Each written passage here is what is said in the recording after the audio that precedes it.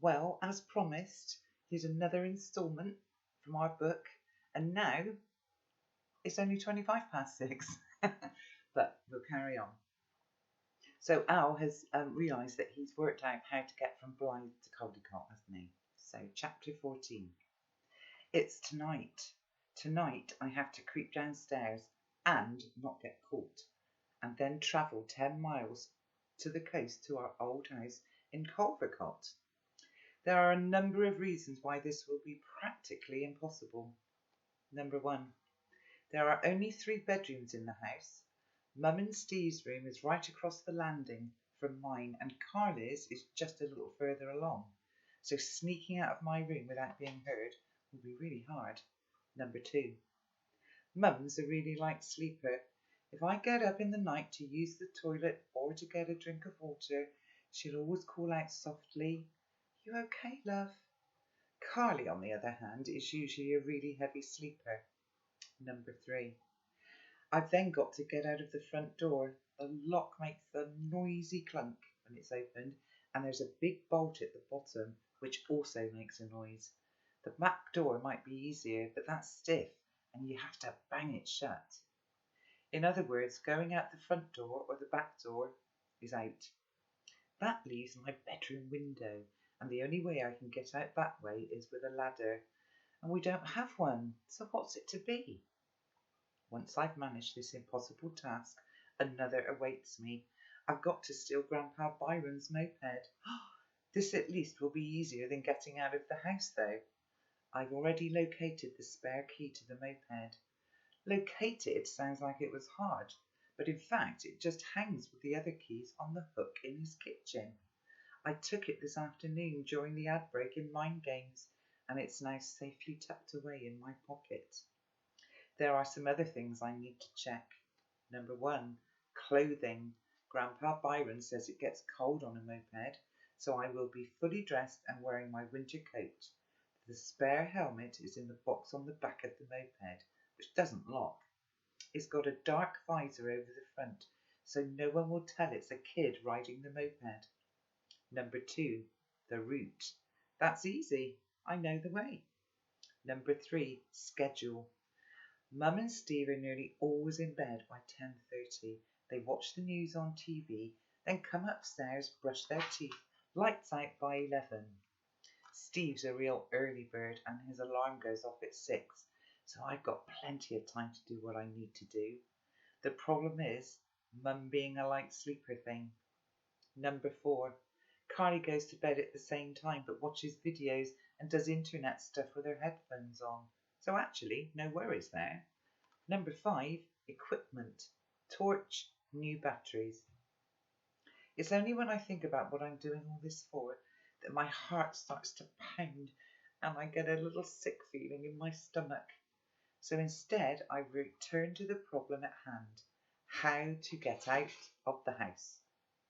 It's 10:30 and I can hear the end music from the TV news coming up through the floor. I've decided that there is no option. It will have to be the front door, and I'll have to do it really, really slowly and quietly. I tried to behave as normally as I could this evening, but Mum knows something's up. Once she asked, "Is there something the matter, love?" And I just said, No, I'm just a bit tired, which normally works when I don't want to talk about something. It was a good reason to go to bed early, and I threw in some yawns, for good measure. She still looked at me funny though.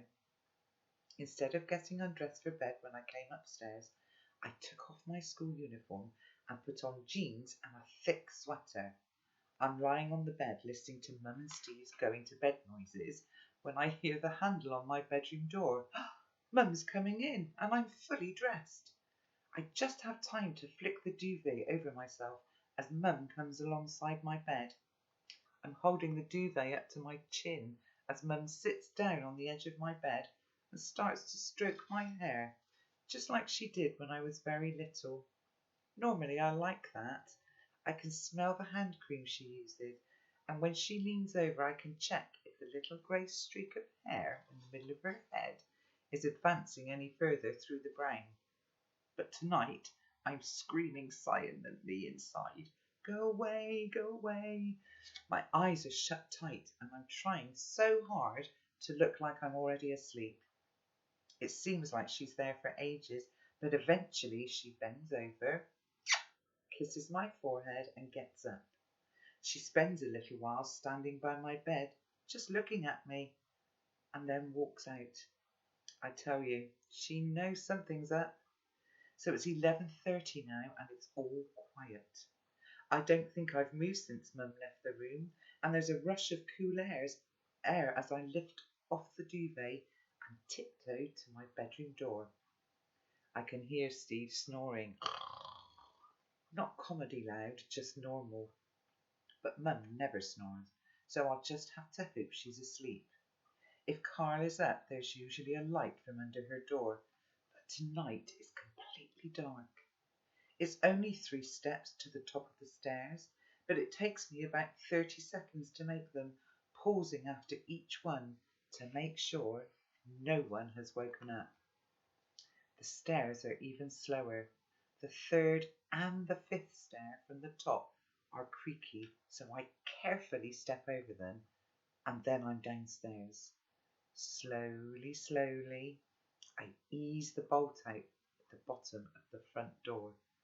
Slowly, slowly, I turn the lock. I grab a scarf from the rack and hold it over the lock, just as it's about to go clunk, and the noise is muffled. I'm out. 10 minutes later, and I'm outside Grandpa Byron's house, down his side passage, and there it is, silver and mauve, splashed with mud, and I'm having a little trouble breathing, just because I'm so nervous. I push the moped off its stand and start wheeling it up the path. My helmet's on now, and I figure I'll push the moped down the street before starting it, in case it wakes Grandpa Byron up with its distinctive raspy engine note.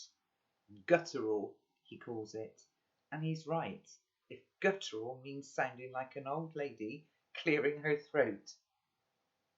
At the corner of Percy Road, I put the key in, hold the brake, and turn it just like Grandpa Byron showed me that time. The engine springs to life, and I look around nervously, but the street's completely empty. There are a few lights on in the windows, and I can smell the sour exhaust fumes. Because everything else is so quiet, the engine sounds deafening. So I figure the best thing to do is to just get going.